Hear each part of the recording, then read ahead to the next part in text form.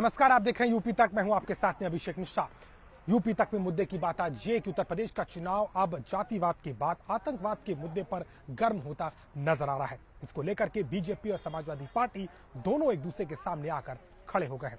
दरअसल Ahmedabad serial blast मामले में न्यायालय की तरफ से 38 दोषियों को फांसी की सजा सुनाई गई और इसमें 6 जो दोषी हैं वो उत्तर प्रदेश के आजमगढ़ जिले से हैं और उनमें से एक दोषी के पिता समाजवादी पार्टी के नेता बताए जाते हैं। इनकी तस्वीर को अनुराग ठाकुर, जो कि केंद्र में मंत्री हैं, बीजेपी के नेता हैं, उन्होंने प्रेस वार्ता करके साफ तौर पर सामने रखा और समाजवादी पार्टी का इस ब्लास्ट के साथ में आतंकी कनेक्शन जोड़ते हुए इस बात को सबके सामने रखा। इसको लेकर के यूपी की सियासत गर्म हो गई। खुद मुख्यमंत्री योगी आदित्यनाथ ने भी समाजवादी पार्टी को आतंकियों का संरक्षक बताया है और ये भी कहा कि 2013 के बाद अखिलेश यादव ने आतंकियों से पर जो मामले थे, केस थे, उन्हें वापस लिया और ये काम एक के बाद होता रहा। साफ है कि यूपी में अब जातिवाद के बाद आतंकवाद का मुद्दा तेजी से गर्म होता नजर आता है। यूपी के तीसरे और चौथे चरणों का मतदान 20 और 23 तारीख को होना है और उसके पहले बीजेपी का सीधे तौर पर समाजवादी पार्टी पे निशाना साधना कहीं ना कहीं इस मुद्दे को चुनावी रंग देता हुआ नजर आता है। हालांकि समाजवादी पार्टी के राष्ट्रीय अध्यक्ष अखिलेश यादव ने सिरे तौर पर इसे नकारते हुए इसे बीजेपी का झूठ बताया है और कहा है कि वो पहले से ही इस बात को कहते रहे हैं कि बीजेपी चुनाव में झूठ फैलाने का काम करती है और ये आरोप भी एक बार फिर से झूठ की बुनियाद पर है।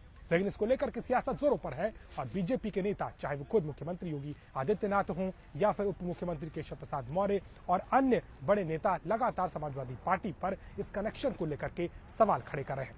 बवाल इसलिए भी है कि जो तस्वीर सामने आई है उसने साफ तौर पर समाजवादी पार्टी के मुखिया अखिलेश यादव को लेकर के कई तरीके के सवाल खड़े कर दिए हैं।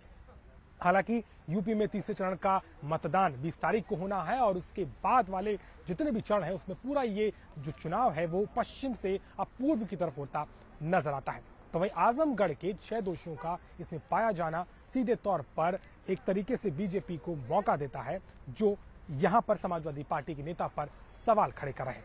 खुद आजमगढ़ का प्रतिनिधित्व करते हैं अखिलेश यादव सांसद के तौर पर और इन चुनाव में अपने गठबंधन के साथ पूर्वांचल में कहीं ना कहीं बीजेपी को चुनौती देने की कवायद में है। ऐसे में इस मुद्दे का असर न सिर्फ उत्तर प्रदेश के सेंट्रल इलाके में बल्कि इसके साथ ही साथ पूर्व यानी ईस्ट में भी पूरी तरीके से देखने को मिल सकता है। अब देखने वाली बात है कि आने वाले चरणों में इसका क्या असर होगा और बीजेपी इस मुद्दे को लेकर के समाजवादी पार्टी को लगातार घेरती और नजर आएगी। लेकिन समाजवादी पार्टी भी अब इस मुद्दे को लेकर के मुखर होकर के बीजेपी के खिलाफ सामने आ चुकी है। तो मुद्दे की बात में आज के लिए बस इतना ही। देश और दुनिया की ताजा तरीन खबरों के लिए आप देखते रहिए यूपी तक और विधानसभा चुनाव से जुड़ी हर एक विशेष कवरेज को आप देख सकते हैं हमारी खास पेशकश यूपी किसका में। आज के लिए बस इतना ही। नमस्कार।